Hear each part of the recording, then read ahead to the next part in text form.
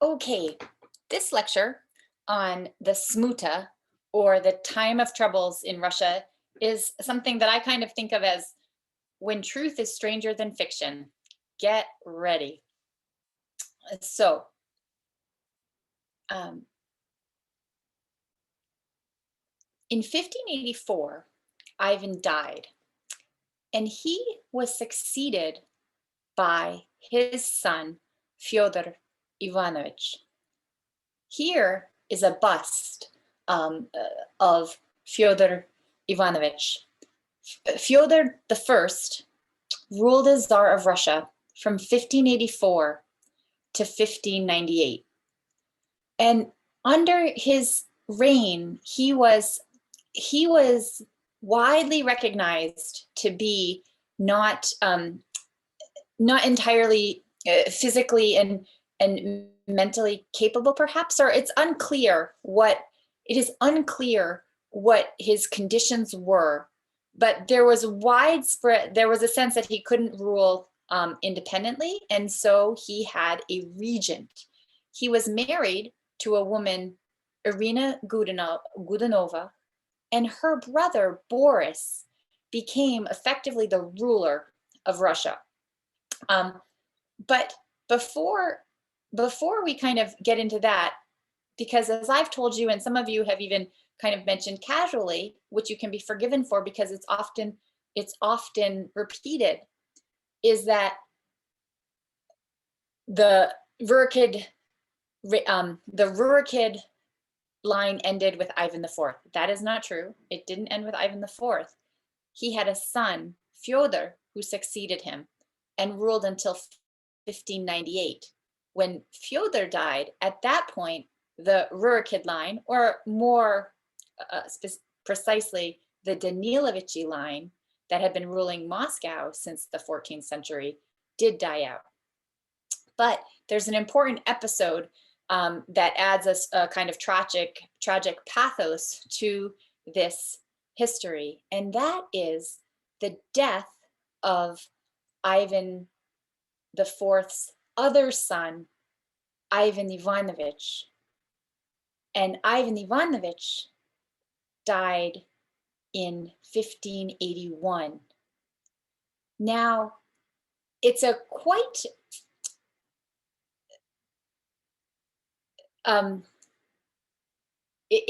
unknown story, because Ivan it is regularly repeated that Ivan IV killed his son in a rage of anger. And the story goes that Ivan walked into some room in the palace where his daughter-in-law, where he found his daughter-in-law in some measure of attire that he found too immodest, and that he scolded her for being seen in these immodest robes, being as she was with child. And Ivan came to the defense, and a family quarrel ensued that ended with Ivan taking his rod and striking down his son Ivan. And Ivan Ivanovich was the son who was healthy and was the son to whom all were looking as the next heir of Russia. And so, with his early expiration, Ivan knew that he now had a succession problem on his hands. And in the late 19th century, Ivan Repin, I've shown you many Repin photos, but he captured this historical moment as he imagined it, of when Ivan in the palace had struck the blow to his son and is there holding his expiring son, and the close-up shows his eyes, just absolute terror. What have I done? Maybe of both paternal love as well as concern for the nation, knowing that Fyodor wasn't so capable. Although there is, as so often there's a revisionist take on this. One current Russian historian, I think, has pointed out that that notion that Ivan murders Ivan after this confrontation with his daughter-in-law over her dress in the palace only shows up in a 17th century account. And then again, it gets repeated and repeated and repeated. And so kind of the question is, and I think I may be mistaken if it was Posavino, I may be mistaken about that. But so then the question is, if this event happened in 1581 and no one even writes about it until an Italian in the 1660s, why isn't there any discernible evidence for this in those preceding decades? It's an unknown. It's an unknown. At any rate, so there is an heir, Fyodor Godunov, and he is not tremendously capable, as has been largely, it was recognized even prior. But he's married in 1580. In 1592, they give birth to a daughter, and she actually died in 1594. And she was the only issue from that marriage. During his reign, he got Boris Godunov was acted essentially in as regent. And then like one example, you know, was he a formally regent or not a formal regent? This has been a little unclear. And one small bit of evidence just does indicate that when Ivan IV died in March of 1584, some months later, in November of 1584, an ambassador to the Russian ambassador to the Holy Roman Empire traveled to the Holy Roman Empire and referred to Godunov as a, quote, ruler of the land, a great and gracious lord. So what does that evidence tell us that showed up in the archives of the Holy Roman Empire? Right after, you know, just months after the death of Ivan IV, Boris Godunov is already in a position of high authority. He's the brother-in-law of the Tsar, and he essentially runs things until Fyodor passes away in 1598 without surviving issue at that point. During those years, I just want to remind us that expansion into Siberia had continued apace. Expansion into Siberia had continued apace, and they'd also consolidated control along the Volga River. Remember 1552, 1556, they took Kazan and then Astrakhan, and then underneath Fyodor, he's sending down resources and craftsmen to develop architectural projects in Astrakhan. Russia's really attempting to put its stamp on it. In 1591, again, Crimean Tatars penetrated all the way to Moscow on a campaign, but they left without attacking Moscow. They decided to retreat, it is written, when Han Kazigire saw the massive size of the Russian defensive forces that were prepared to meet the Tatar army. So those are just some indications that, you know, building in Astrakhan, expanding across Siberia, scaring Tatar armies who've been pretty hard to frighten in past centuries without even a battle, seem to be all indications that things are going okay in Russia. And then but not everything is good. And here I'm going to plug into a little bit more background. And not in this, I am drawing on a very classic account here, Platonov, Sergei Platonov, who wrote one of the first and most important studies of the time of troubles. He was a Soviet historian, and he, in his telling of the time of troubles, the smutnaya vremya, he says we've really got three things going on. We have a dynastic crisis, we have a social crisis, and we have a national crisis. And so his analysis proceeds along those three lines. Well, we just talked about the dynastic crisis. The Rurikids have been in charge as long as Moscow has existed. And now the Rurikid line, even the Danilovichy line, has ended. Add to this, there is major environmental and natural concerns at work. The 1590s have several bad harvests. Now historians see this as being, oh, and I'll show you this book because it's so good. even this, here, this is even the chapter on Russia in this big hefty book is actually quite good. This is Global Crisis, War, Climate, and Catastrophe in the 17th Century. And Jeffrey Parker kind of does this tour of the world to show us that in the 17th century, we have a whole lot of revolution and governmental collapse. And his contention is that much of it is related to the pressures resulting from climate change. The Little Ice Age, again, it's quite hard to date depending on where and how severe, but certainly we know because of cooler weather, wetter weather, the 1590s in Russia has a number of failed harvests, and this creates social problems. We've talked about that in a previous lecture on the growth of Cossacks, so I won't elaborate there. But this leads to one of the things that starts emerging in the result of these crises of failed harvests are the consolidation of serfdom.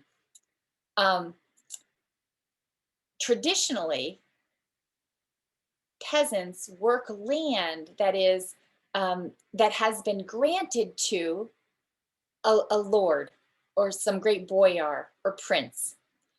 Peasants can leave that land. It is customary, because it made sense, that they would leave the land there was this period in the fall around St. George's Day, after the harvest was in, more or less, where they would leave and go resettle and kind of make their way and be ready for the next planting season. What happens in the 1590s is they suspend the right of peasants to relocate during this window in the autumn. And then they extended again and extended again. And so basically what you have is a de facto kind of serfdom. They don't have the right to move. Previously it hadn't really made sense. People wouldn't move during the harvest because I'm putting work into this harvest. If I'm far away, when we take it up and I can eat it, what good does that do me? So this kind of customary way of arranging movement had emerged. But then when the state says, you can't move this year, and you can't move this year, and you can't move this year, what you sort of have is a de facto serfdom, which prompts some people to flee southward and join the Cossacks. Meanwhile, there's bigger problems. Some people, conversely, landlords that don't want to feed their hungry peasants and their peasants in the face of failed harvests, kick their peasants off their estates, fend for yourselves. And these people form into bands that start to do things like rob people on the roads. And so travel becomes less dangerous. There is kind of there is less security to basic travel between places like Moscow and Tver and Ryazan in the Russian countryside because of these roving bandits of displaced peasants. There's a lot of social dislocation that emerges from these failed harvests. Now, and in the 1590s, historians that look at land records see again and again these notations, pustoy, which means empty, that many villages are just abandoned. We don't really know where they went or can't entirely account for them, but we know that there's major demographic dislocation in the 1590s. So those are some good things that are coming on. So I along with those kind of nice points that I cataloged originally, Boris Godunov has major state challenges on his hands. So what happens when Fyodor dies? Do they say, hey, even though we've been following the Danilovich line for these past centuries, let's go find another Rurikid, because certainly there's plenty still hanging out in our neighboring, in the neighboring cities of Russia, formerly more autonomous principalities. Do they say that? No, they don't say that. So, which has led some historians to say, hey, maybe dynastic thinking wasn't really so important after all, because if the dynasty was really everything, they could have found another potentially acceptable dynast, but they didn't do that. Instead, the Zemsky Sabor gathered, which is a collection of representatives from the church and merchants and boyars, not peasants, and I don't know if there were Tatars in this one, although Tatars were would take place and take part in some other subsequent meetings of the Zimsky Sabor. But anyway, they get together and they choose Boris Godunov to be czar.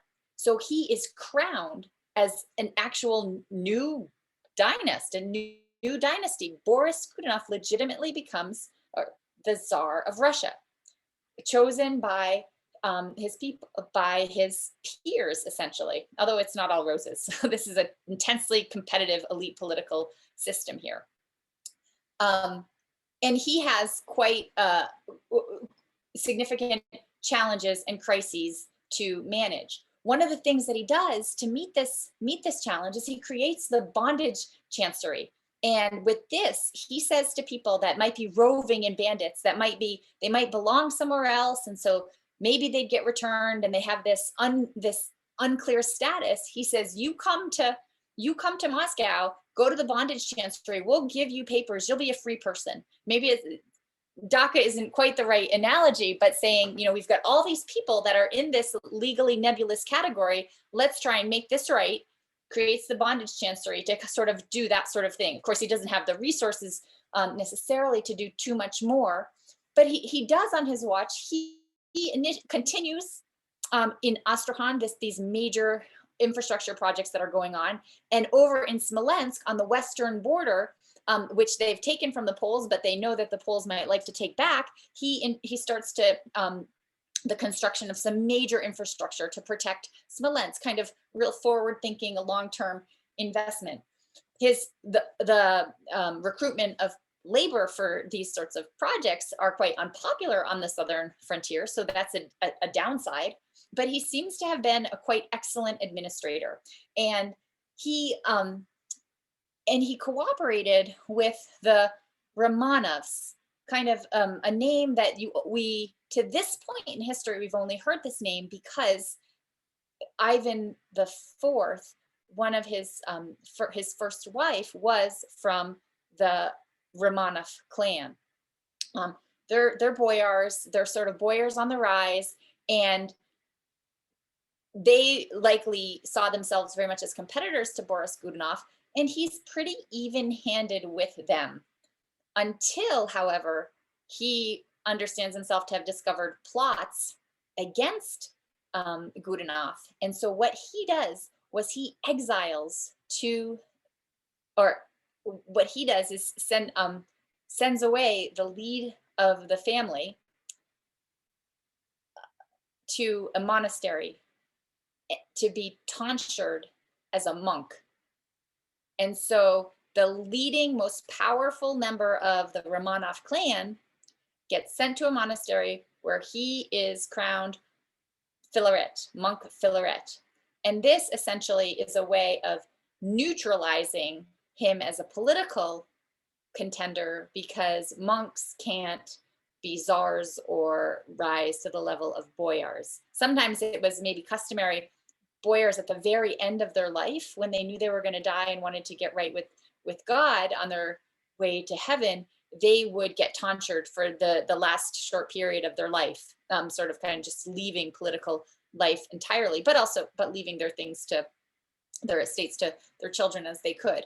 But in the case of Philaret, it happens against his will. Now, there's one more, or let me show you here. So kind of take home point there that Boris Godunov seems to be, by many measures, a very smart, sound administrator, maybe had different deals. Some people wanted to develop, didn't think it was such a good idea to get as cozy with the English for trade as Boris Godunov seemed to indicate he was interested in being. But a sound ruler, even-handed enough given the political rivalries at the Kremlin court, but did take action to kind of neutralize the Romanovs as rivals when he thought things were getting too heated. Now, I want to come back to, a little bit to this. Oh, and I just wanted to say one thing. So Boris Godunov, unless you take a class in Old Russian history, maybe you haven't heard of him, but maybe you have. And two ways in which people regularly can hear of him is that Alexander Pushkin, Russia's first and greatest author who was born at the end of the 18th century, was so fascinated by Boris Godunov that he wrote a story about him. And the 19th century composer Modest Musagorsky was so inspired by this story that he turned it into a very famous opera, the opera of Boris Godunov. And so this is one way in which his name in culture even continues to live. Now, but I want to return to the time of troubles. And if Platonov said that it begins with the dynastic crisis, there's a little bit more to say about this. So if it begins with a dynastic crisis, that there's no heir. Why is there no heir? Well, we talked about Ivan Ivanovich died in an accident in 1581 at his father's hand. And then there was another son of Ivan, and his name was Dmitri of Uglich, who had died in 1591. And here is kind of a rendition of maybe Dmitri of Uglich. Here is actually where a reconstruction, I think, of the palace at Uglich, where this son, Dmitri was. So Dmitri of Uglich, who is he? He was the son of a very subsequent wife of Ivan. It's a little bit unclear how many wives Ivan had. Did he have 6? Did he have 7? Andrei Pavlov has identified Anastasia Romanovna, Maria Temvirukovna, Marfa Sabakina, Anna Koltovskaya, Anna Vasilchkova, Vasilsia Milentьева, Maria Dolgorukaya, Maria Nagaya. So those are 1, 2, 3, 4, 5, 6, 7 wives. But the final marriage seems to have been uncanonical, and maybe some of them even earlier were, like, there's this rule after a 4th marriage, the child couldn't be eligible for the throne. And so this is all just to say that some people say, oh, Dmitri I, he could have been Tsar. Whereas other people have said, oh, because of Orthodox Church rules, he was from such a late marriage that he was not eligible for the throne because he was the product of an uncanonical marriage. Like, there are bastard children we never know about because they weren't from a legitimate marriage. Certainly that's the case in the 18th and 19th century. Border politics of the 16th century, I actually don't know as well. But, and some people say, easy to say there was this rule that would have prevented thing, but hey, power is power, and to continue the family of line, maybe it would have happened. I don't really know, and no one really knows, because Dmitri of Uglich was killed as a young boy, he was probably 9 or so, in 1591. How did he die? Get ready. He died in an accident, a domestic accident, from a self-inflicted knife wound while he was playing. Some people were like, yeah, right. And so in 1591, after quite quickly, people that don't like Godunov on the throne start saying Dmitri of Uglich was murdered, and Dmitri was murdered, and he was murdered by Boris Godunov, who wanted to take the throne all along. Now, some people were saying Boris Godunov didn't have a strong motive, because in 1591, Fyodor was married. He was pretty young. It was clear that he couldn't really run affairs of state, but he could run affairs of bedroom, and had an heir. And it was quite likely to think that more would be on the way. So Boris Godunov didn't really have a strong motive. No one really thought that this kid was going to end up as Tsar anyway. So why would he have gone through the trouble of getting him out of the way? I see there's a question. Go ahead, Lonnie. Yeah.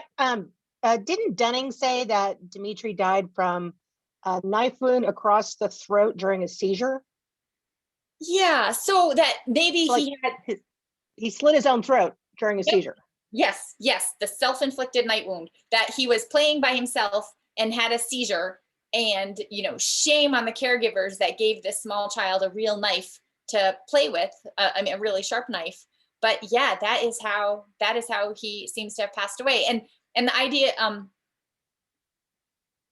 that he had seizure, we don't know all that much about it. I mean, it's certainly in this very difficult to explain story makes it a little bit more explicable how a young child could fatally wound himself like that. This is what I mean. Like, history is stranger than fiction when we're talking about this period of time. Um, so so 1591, Dmitry of Uglitch passes away, and some people are pointing at Fyodor, at Boris Godunov. Boris Godunov is, of course, the very powerful regent, and so they have an investigation right away. And right when he dies, there's actually even uprisings on the and some of the families that want power and are uncomfortable with Godunov, such as the Tsarevich Dmitri's kinsmen, who are the Nagoys, they are arrested and they are banished from court. Some people think that makes Godunov look a little bit worse. And then shortly afterwards, Tsarevich Dmitri was dispatched to this appanage, this kind of estate, Uglitch. Now, this does suggest to me that it wasn't entirely outside of the realm of possibility that perhaps Dmitry Ivanovich, some people were thinking even then in 1584 when Ivan died, that he could have been Tsar. I mean, that we have this unrest with a rival clan and that he's dispatched seems that someone thought it was important to not have him around. Maybe it wasn't entirely out of the realm of possibility. That means what I'm sharing with you here is that I don't entirely buy this argument that's made that says, oh, because of the church rules, he couldn't have been Tsar anyway, so Boris had no real motive.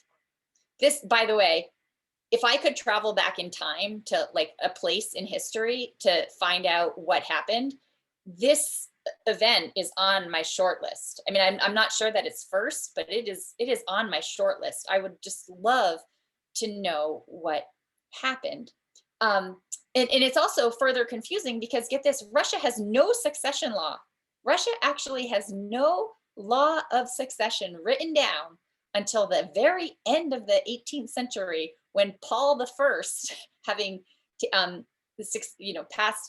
having taken the throne after his mother Catherine's rule, makes a rule that its primogeniture, male sons only, don't send the throne to the women. Russian history for all this time has existed without kind of a written legal law about succession.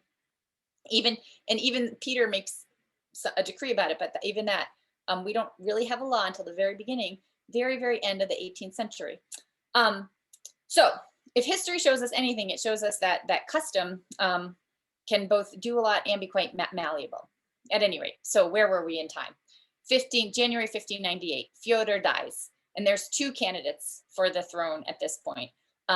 One cousin of Fyodor and Boris Godunov. And Boris, as we know, he's the one that emerges. He is from a boyar family. He had married a woman, Maria Lukyanovna, who was the daughter of one of the most notorious members, one of the most notorious henchmen of Ivan's Oprichnina, and that was Malyut Skuratov. And Godunov had the support of the whole of the church apparatus, the patriarch, and of the Tsarina Irina, his sister, and reportedly the townspeople of Moscow very much supported him. And so maybe this is why all the boyars, they could have gotten together and done that genealogical work and traced the lines to find out who was the next closest Rurikid to take over the Tsardom of Muscovy, but they didn't do that. They gathered together the Zemsky Sobor, this group, and the first Zemsky Sobor had been held in 1549 by Ivan IV, and they elected, is the word that one prominent historian even uses, elected Boris Godunov. and so, sorry, I'm a little bit backed up from my picture there was a little bit earlier than I wanted it to be. So Boris Godunov becomes Tsar after a tough 1590s. Again, harvest troubles continue. 1601, 1603, harvests fail. In 1601, they again repeat these orders that we are suspending peasants' right of movement on the day of St. George. In 1603, around Moscow, there is a major peasant uprising led by a slave named Klopka, which is actually just kind of a word for slave. So someone who led an uprising, but about whom we know precious, precious little from the historical record. The crises are heating up. In 1603, Boris Godunov makes a decree, and this decree frees slaves from any feudal obligations. And slaves that had been evicted by their masters can come to the bondage chancery, as I mentioned before, and they can come to the bondage chancery and they can be freed. So this isn't for all peasants, excuse me if I misspoke. This is for slaves. So this is kind of, we see Boris Godunov trying to manage a crisis. And now, Boris marries let me actually, for the sake of moving ahead, what kind of changes does he make? Well, one thing I want to draw your attention to is a quote that Chester Dunning, in his account that you read, actually quotes. But I think that this is really an important way of understanding how things work in the Kremlin in the very beginning of the 17th century. And here, and Dunning draws on the work of Edward Kennan. And Edward Kennan put it this way. I'll kind of take some excerpts from an article where he kind of spells out his vision of how the Kremlin worked. And that article was Muscovite Folkways, excuse me. And he writes, at the center of this system of Kremlin politics, alone and immobile, stood the Grand Prince, later the Tsar, an emperor, etc. Around him were the most important clan leaders, the boyars.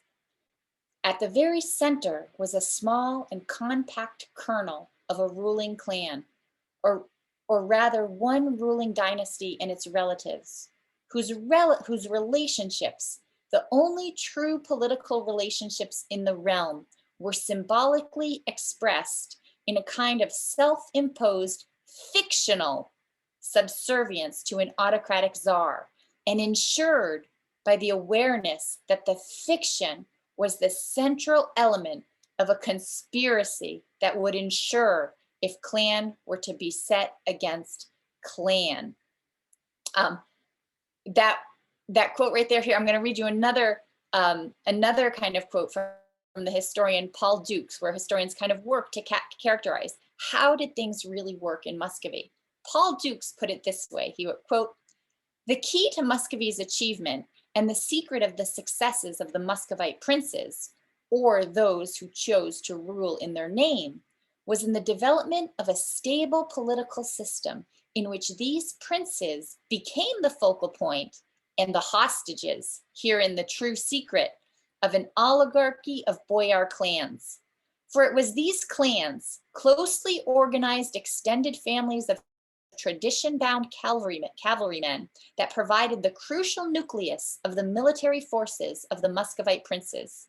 It was these clans that affected and benefited from the mobilization of the available resources of the Russian village, and it was these clans, or rather certain super clans, that controlled and were the principal players in the game of politics at the Muscovite court." So I kind of paused there to to think about this question of how powerful is the Tsar? What keeps the Tsar in power? Who decides that he's to be there? As we just read in these accounts by Herberstein, a diplomat, and Anthony Jenkinson, a diplomat, and they come to the Russian court and they're awed by this czar who's bejeweled in fine wear and seems to be in just a different stratosphere, and everyone around him is in obeyance and subjugation.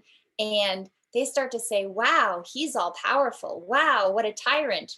And is that because do they think that's good or bad? There's a little bit of ambivalence, right? If you've had civil war in your country, maybe you think a really powerful czar is fantastic. But at any rate, it's those outsiders that really have this view, oh, he's all powerful.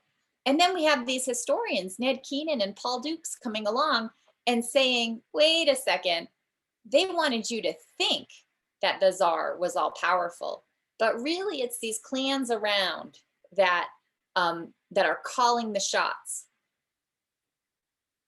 And if that was the case, the dynamic complicated by their intense competition with each other, because the person who's married, the clan of the woman who's married to the czar gets a real status perk.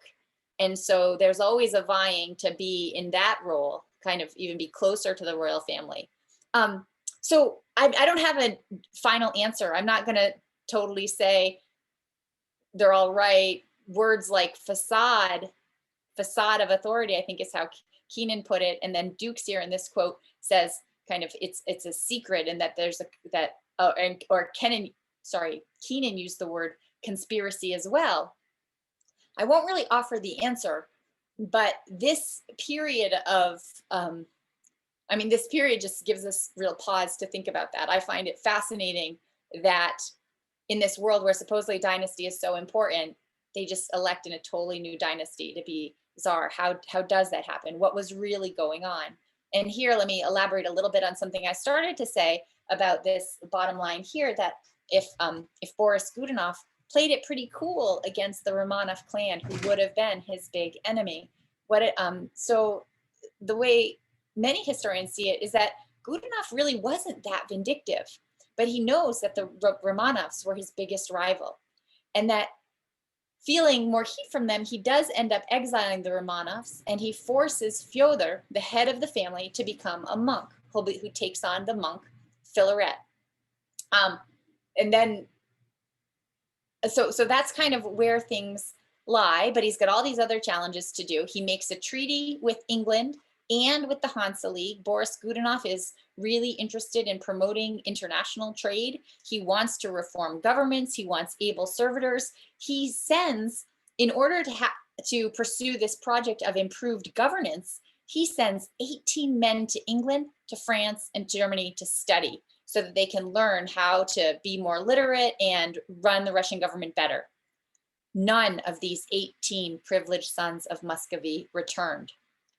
When I first heard that fact, it was presented, here's kind of how facts and interpretation, facts require interpretation. When I first heard that fact, it was presented like this: Russia was such an awful and backward place that when these privileged sons got the chance to leave, they weren't looking back at all, because wouldn't you rather live in France or England as well instead? Of course we would. The West is the best. That was how it was kind of presented. Now, as I look at this period, I don't really know what happened, but I'm a little bit more inclined to take it as a sign of the times. The memory of the Oprishtina isn't so far away, and it is tenuous times, and there's a lot of social clashing. And so maybe it wasn't so much of a desire or thinking that the West is best, but just a sense that things were maybe going to get quite bad at home, that drove some of those 18 men never to come back. Maybe some of them got in travel accidents, and we really don't know. That'd be a great, maybe somebody will write a history dissertation, really just following those 18. What happened to them, and why didn't they come back to Moscow? Because I don't really think we have a good answer. At any rate, Boris Godunov, he's, with all these struggles at home, he's trying to enhance international prestige. He tries to arrange for his daughter to marry the Prince of Denmark. Denmark is a big player at the time, but he was Lutheran, and that hurdle doesn't really get cleared. Quite unfortunately, the prince did come all the way to Denmark, and then they won't really let him leave, and he's there for months, and then he gets sick and died. So that ends up going down to, at the end of the day, as a foreign policy failure. But so amidst all this, he's trying to do things. The biggest challenge that he is facing are these harvest failures, as I talked about. And he, let me just see where we are on time. So harvest failure after harvest failure starts to lead in the very early years of the 17th century to famine. In 1602 and in maybe 1601, things are getting so bad that the state, which has imposed the moratorium on moving, rescinds the moratorium on moving, says you can't keep your peasants from moving on St. George's Day. And when this happens, and they say, lords, you cannot stop them from leaving if they want, you have massive desertions. And where do they go? Well, not entirely clear. They start being Cossacks. They head to Siberia. It's not entire. They join roving criminal bands. Many states are deserted. And then after that, now landlords don't have the labor to work the land at all, but they have slaves and other dependents. And now they start casting them out. And these people join emerging criminal bands, or they go to be Cossacks or whatnot. It is said that 100,000 people starved in and around Moscow in just these couple of days. This is at a time where maybe you didn't have cities with 100,000 people in them. Some people estimate that maybe 1/3 of the Russian population died in these few years of famine from, say, 1597 to 1603. There are marauding bands. There seem to be credible reports of cannibalism. People report, we have accounts of corpses of people that have just died in the street being eaten by dogs. It is horrifically sad that in the 1930s in Ukraine, these sorts of scenes were repeated in modern times. At any rate, rebellions start breaking out surrounding Moscow. And there are, I told you about the one by the slave Klopka, who seems to raise people. And Gudanov, he is trying to manage all this. And this is when he says in 1603, I'm going to come to the bondage chancellery. If you were a slave, we will give you a piece of paper. You are a free man, and you can kind of try to be a posad person, a townsperson, work as a market peddler. And this goes a long way in quelling the crisis. So sort of we see some really innovative leadership. Again, this is a world where there are slaves and nobles. People are born into a certain station. Although slavery there's a lot more mobility in slavery, in that some people spend parts of their life, not their entire life, in slavery. It isn't the kind of chattel slavery that emerges with the Atlantic African slave trade in the 18th century. There's gradations of unfree labor. At any rate, so Boris Godunov seems to, as a leader, rule in tremendously challenging times and rise to the occasion. Unfortunately, he gets sick and he dies before his time, we might say, in April of 1605. So April 1605, Boris Godunov gets sick. In a history replete with foul play, we don't hear too much about foul play. He seems to have just gotten really sick, and he passes away in the spring of 1605. Oh, too bad. Boris has a son. His son, Fyodor, is 16 years old, and he becomes Tsar. He's 16 years old, just unleashed into what's about to be a hornet's nest.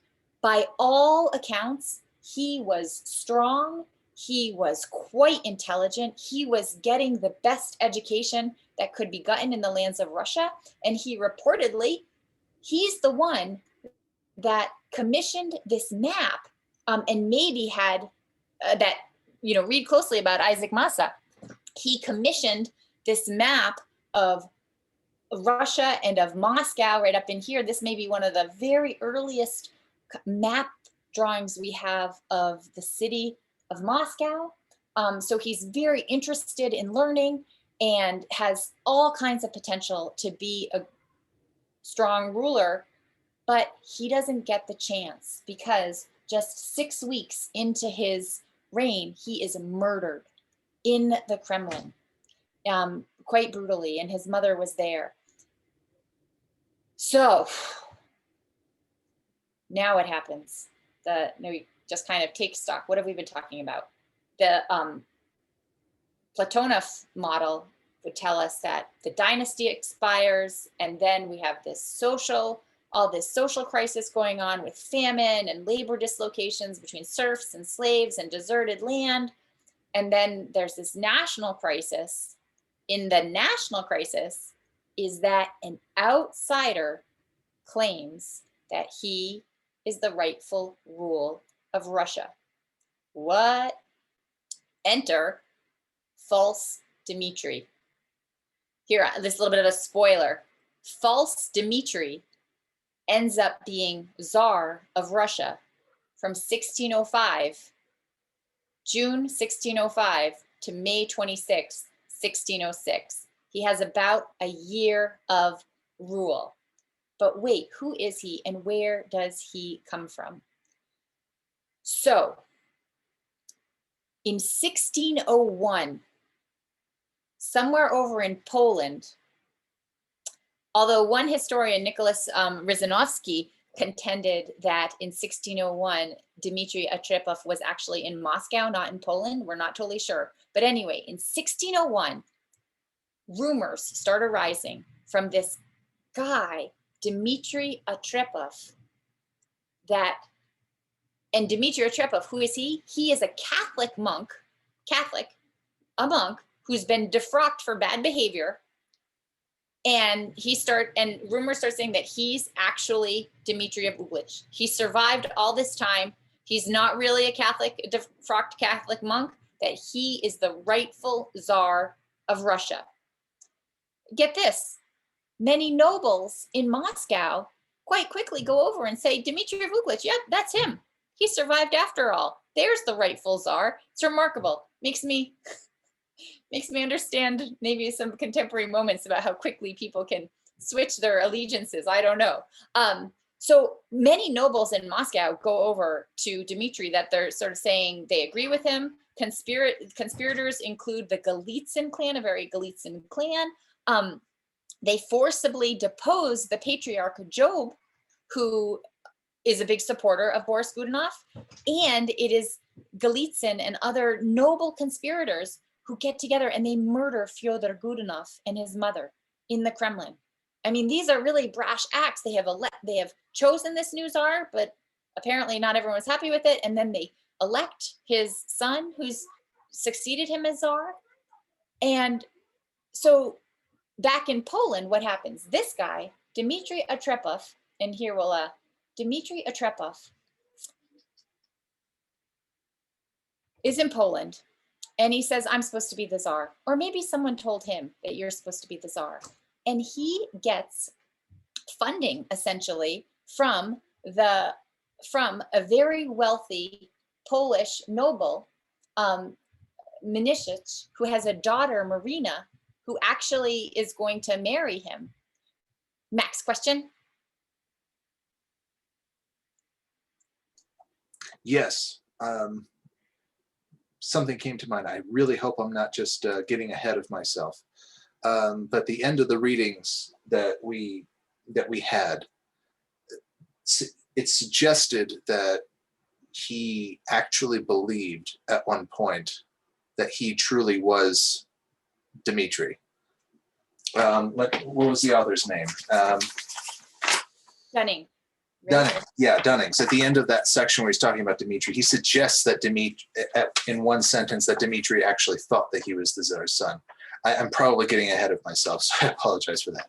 Yeah, a little bit. And but that's fine. And that's a great question because, and so we'll get there. Yeah, Dunning sort of, so we'll talk about this. And for what it's worth, we kind of I went through some of the stuff and then kind of repeated again because this is so confusing. I think it's worth kind of really sinking into the details and trying to understand what happened. And here's a little bit of a timeline to kind of just put some dates and things on our radar screen. So, but keeping in mind this question, could Dmitry Otrepov really have thought that he was the Tsar? And so I do want to, we will absolutely ask that question.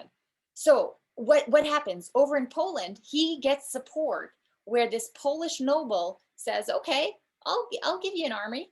And he starts heading off. He left Poland with a force, we're told, of 2,200 men. And he starts marching through Russia, and he takes several towns and fortresses: Morevsk, Chernigov, Putilov, Komaretsk, Sevsk. All he's going through saying, I'm the Tsar. And what's happening is people are joining him. Cossacks are joining him. So as he's marching through, and think about it, is he marching through like a bucolic, stable land in which harvests are plentiful, people have enough to eat, and life is good? No, he is marching through an area that has been undergoing years of suffering. And even if the harvest shortages in the south aren't as bad, it's pushed a lot of people into that area. So there's a tremendous unhappy social churn in the territory through which he's passing. And I submit to you that that is part of the reason why you have people willing to take up arms for change, so to speak. And so if he crosses the border from Poland, funded by a Polish noble who'd love to kind of mess things up in Moscow, with a small force of 2,200, he marches through southern Russia up to Moscow, and he arrives at the walls of the Moscow Kremlin with over 20,000 in his force. Now, Boris Godunov has an army too, of course, and his army is bigger, but they are cold, they're hungry, they're demoralized, and a greater proportion of them are made up of the slaves of cavalry members, as opposed to Dmitri's armies of kind of maybe freer Cossacks who are used to being in the saddle and behaving militarily. At any rate, Dmitri's army gets outside the Kremlin. Tsar Fyodor is killed inside, and Dmitri essentially in June of 1905 waltzes into the Kremlin and takes up the crown, takes up the Tsardom. Now, to this day, Chester Dunning says, we don't know, but the way that Dmitri acted when he was in Moscow, as Chester Dunning puts it, suggests that he might have really thought that he was the Tsar. What does he mean? Well, he was pretty clement and merciful towards potential rivals. Like if you really knew, if you knew what had happened in the previous years, what had just happened to Fyodor, you might think, I'm going to make sure, I'm going to watch my back so carefully that I'm going to remove anyone that might want to stab me in the back and get rid of potential enemies, clans that are so important that they might, want to take my power.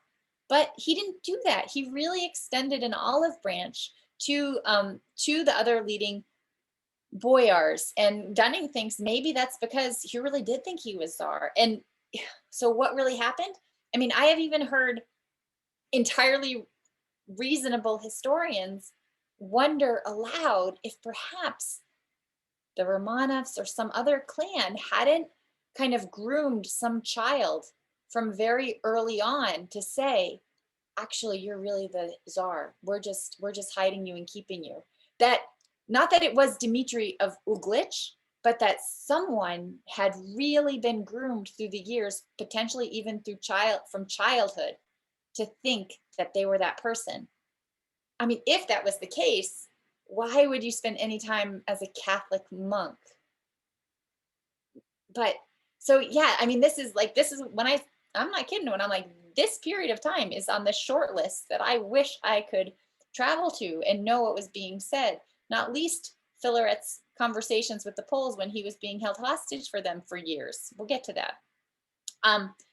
So Dmitri waltzes in, and I think that I do encourage you to read Chester Dunning's, because he talks about him. He arrives to Moscow 1605, it takes up power as if he really does belong being there. We need to ask the question, although it's been quite implied, and we've talked about Cossacks already, but how did he gain so much support as he walked through? Well, Cossacks. had, there's more Cossacks than there were before, these people of the borderlands, and they joined his contingent in long numbers.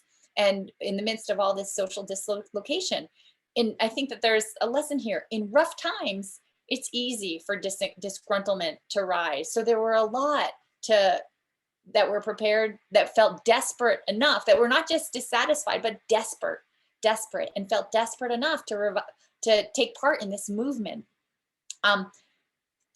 Also, boyar generals had, in one of the southern, and then a kind of real specific detail, on a previous campaign, some boyar generals had been displeased with how the people of Kamaritsk district had behaved. Dunning writes about this. And so they had punished people in that population, and those people in that population were like, whoever is against those boyars is for us, and we're happy to support Dmitry.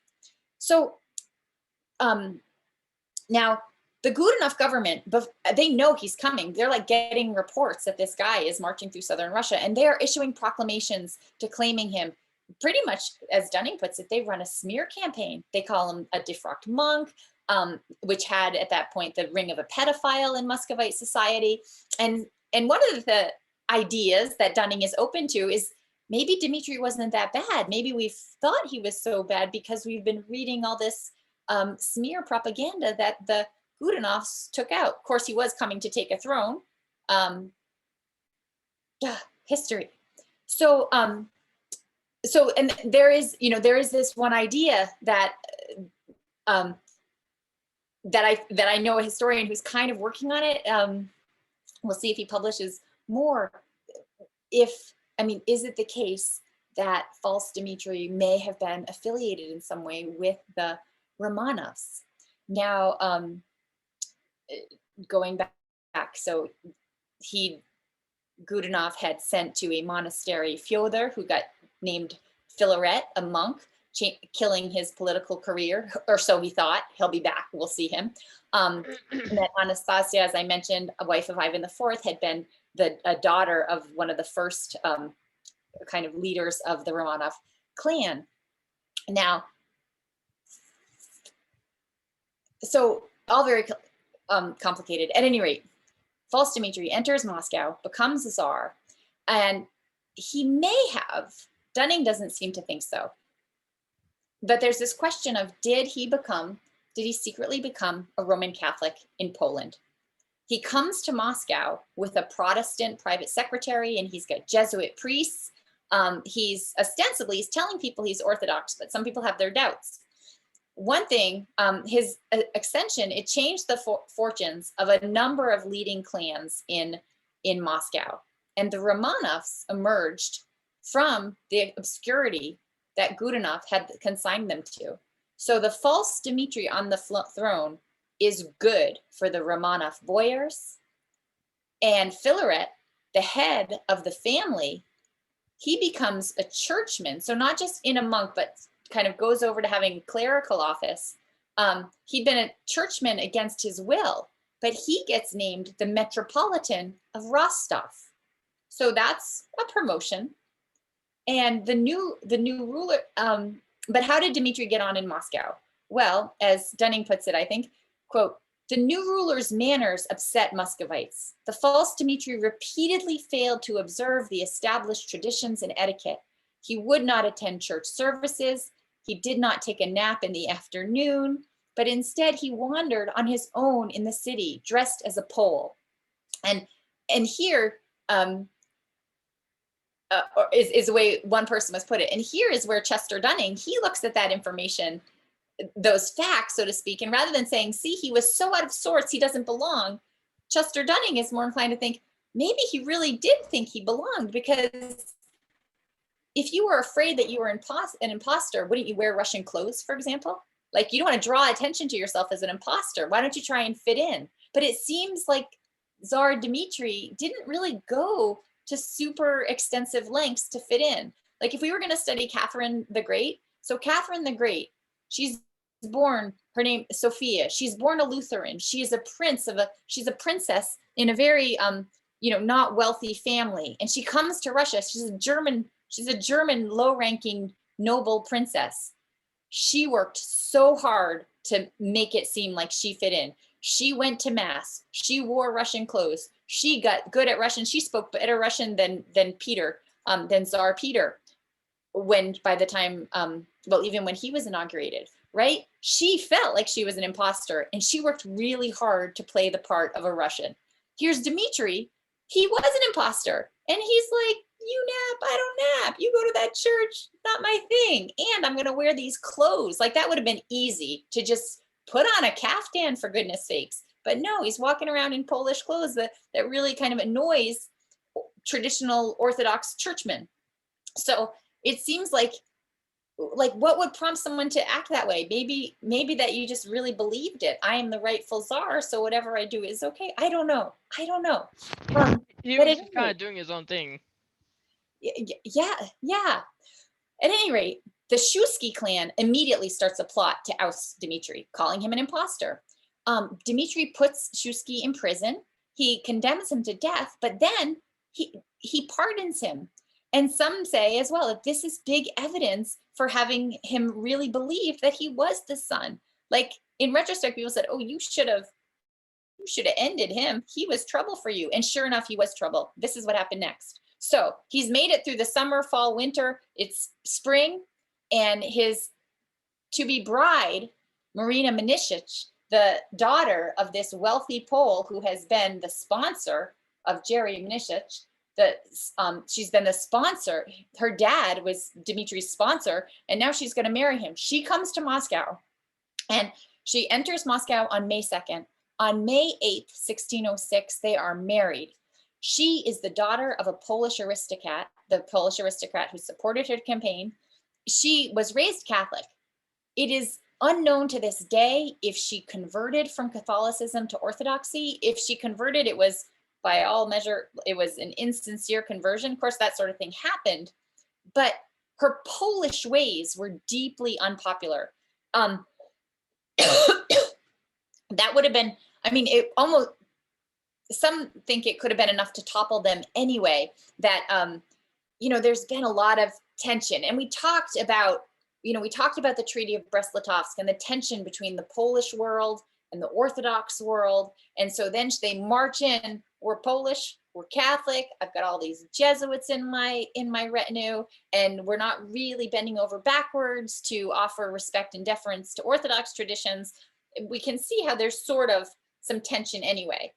But that tension didn't get murderous until you had elite machinations probing and poking the mob to violence.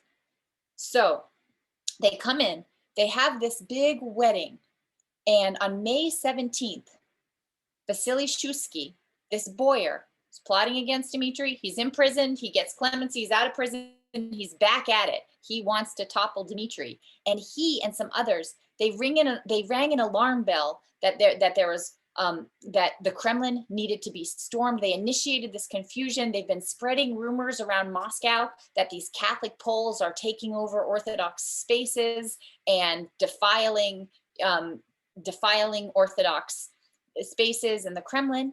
And on May 17th, Vasily Shusky and some other boyars, they're kind of whispering and ebbing on this mob that initiates, they ring these alarm bells, confusion ensues, they storm the Kremlin, they lynch Dmitri the Pretender and others. There's 2 days of lynchings that ensue. Between 2,000 and 3,000 people we don't really know are killed, Poles and Russians. I mean, we have civil unrest in the hallowed halls of government. When the dust settles, oh gosh, time is going on. When the dust settles, Vasily Shusky, by a small group of boyars, becomes czar. He got away with it. And now is where we really have kind of chaos. In the next 13 and a half months, Russia's going to have 4 czars: Boris, Fyodor, Dmitri, and Vasily Shusky. So in the period of 1605 to 1607, Vasily Shusky, as czar, he says, I'm announcing clemency. We're not really going to worry about getting to the bottom of this. It's time for unity. We're just going to move on and be happy, people. No reason to get to the bottom of this. He does simultaneously run a propaganda smear campaign against Dmitri. In June 1606, the body of Dmitri of Uglich is brought to Moscow and canonized as a saint. And Vasily Shuisky, for his own part, though, he is not a very popular czar. The people that have chosen him are just a small clique of elite like him. He is described as wolf-like. Other people, other sources call him a regicide, a liar, usurper, a complete moral failure, a drunkard, a fornicator, a homosexual, even a sorcerer who dissipated the state treasury, who threw the country into toil and was responsible for the deaths of innocents. That he was a czar muchito, like a torturing czar. So not many people are on board. And Shuisky, I'm going to kind of truncate things. Shuisky is pretty much on lockdown in the Kremlin. He says he's the czar, and a few people around him say he's the czar, but he really can't leave Moscow. And in the countryside, we start to have endemic rebellion growing up. I mentioned the name in our Cossack lecture. Ivan Bolotnikov is a former slave who leads a rebellion of people that are following him. Moscow is under siege in the fall of 1606 by Bolotnikov. They repel it after several weeks, but Vasily is, he's kidding himself if he thinks he's ruling over the whole of Moscow. And then we have this phenomenon of pretendership that flourishes. Now, pretendership actually happens a lot in hard times. And when the economy is bad, when social tensions are high, people will believe anything. And conspiracy theories flourish in our modern times, as we see. And in these times, pretendership theories would flourish. And the historian Maureen Perry explains it this way. She says, in this world, the ruler is ruler by a sort of divine right legitimacy. There is no other pathway to holding office. There are not elections where people move in and out with the election cycles, right? So in that, rather, there's no competing ideology that exists. So the only legitimate ruler is the rightfully ordained ruler. So to become the ruler, you need to claim that you're that rightfully acknowledged ruler. And that's why you see this pretendership. I mean, in some ways, we can look back and say, well, that's ridiculous. Who's believing that, this false Dmitri or that false Dmitri? This is a world, there's no selfies, there's no cameras, there's no images. Very few people had their portraits painted, forget about it. And there aren't many mirrors. So what does someone really look like? How do you really know? Think back to kind of fairy tales. The king has, some special birthmark or something to identify. They're kind of the stuff of primitive fairy tales to us, but it was real back then. I mean, what are the means of verifying something? Oh my gosh, talking about all this in 2021 makes it such a less stretch to understand how people can believe such lies, right? But so we have a second false Dmitri that emerges, the false Dmitri II, and he sets up camp at Tushino. And by the way, there's others as well. And we will see there are other pretenders that emerge in Russian history at other times. I mean, it's really fascinating how when you don't have any other ideology than the legitimate ruler is the legitimate ruler, it starts to make sense that people that want to challenge for rulership just say, I'm the legitimate ruler. So at Tushino, basically to talk quickly about what happens, some other guy shows up and he says, I'm actually the false Dmitri. Even though you think that you saw my body lynched and dismembered and dragged through the streets of Moscow, that was someone else. Here I am, I'm good, get behind me, and I should be czar, because that czar Vasily shouldn't be. He appears, so this new false Dmitri emerges in August of 1607. He sets up his government at this town Tushino. And get this, Marina Mniszich, the wife of false Dmitri, she meets him, she recognizes him. as her true husband, and she will even bear him a son. But in private, she insisted on having a marriage to him. Like, if you really thought that if you really recognized your husband, would you need to marry your same husband again? But if you really feared for your soul and you thought that the bonds of matrimony, you could meet divine recrimination for lying about him, maybe you would want to have another soul. So another ceremony. So they have a secret ceremony. Don't tell anyone. And we don't really know who he was. Was he a Russian? Was he a Pole? Was he a baptized Jew? Someone has suggested he probably was from Belarusia. He seems to have been well educated. He knew Russian. He knew Poland. He could write. Marina Menish's dad, Jerry, really likes him.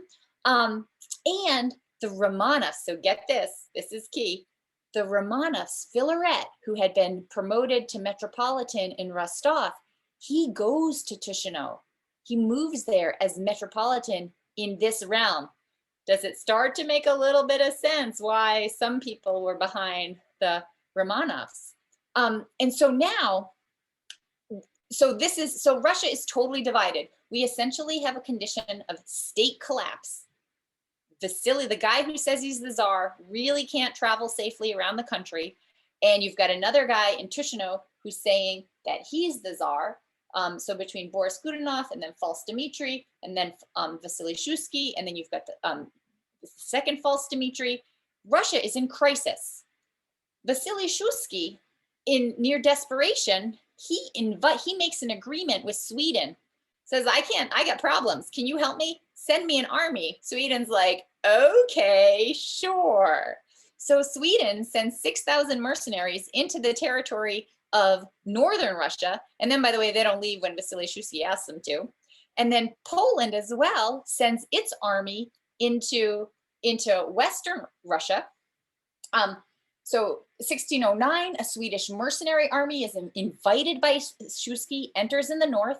February 1610, Shuisky's enemies make a deal with King Zygmunt Vladislav they make a deal, with the Polish king Zygmunt III, that Vladislav, his son, will become czar.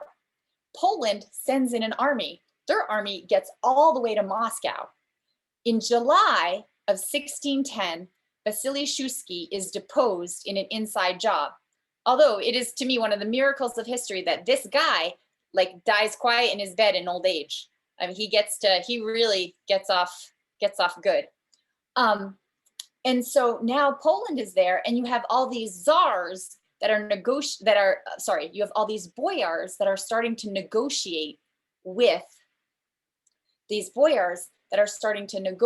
with Poland about bringing in a Polish king and sitting him on the Muscovite throne. Is that weird? Does that sound patriotic? Yeah, same here. Like, what is in an early modern mindset about legitimacy and rulership, etc. At any rate, so it looks like the boyars that are in power, they've had enough of this chaos and statelessness and insecurity. And they're willing to make a deal to put the Polish king, the Polish Vladislav, on the throne as a Russian king. They've pretty much agreed to everything. And then in August 1610, the boyars add this condition, and they say he needs to convert to Orthodoxy. Like, we can't have a Catholic on our throne. And it seems like on that moment, the negotiations falter. And in that time, you start to have, so in the late summer of 1610, a Polish army occupies Moscow. Moscow is occupied by a Polish army. Zygmunt says he'll rule himself. And then this great legation goes to Poland to kind of continue negotiations. Monk Filaret, the Romanov, made monk against his will, Metropolitan of Rostov, who takes up being a spiritual authority for the second false Dmitry of Chisinau, is back in with these boyars who wanted to depose Shuisky, and he goes to Poland as part of this delegation to sort of say, let's sort something out. But there, they pretty much get held under house arrest for many, many years. And then what happens? Okay, then what happens amidst all kinds of crisis is we have Minin and Pożarski. Minin and Pożarski get together and they raise a pretty grassroots army. Minin is a busher, a merchant. He's got kind of money and connections. Pożarski is a noble, not super high of a noble, right? Like I'm always sort of wonder why this guy didn't try to become Tsar himself. He doesn't even think about it really. But he does have nobility and a military background. Together, they raise an army.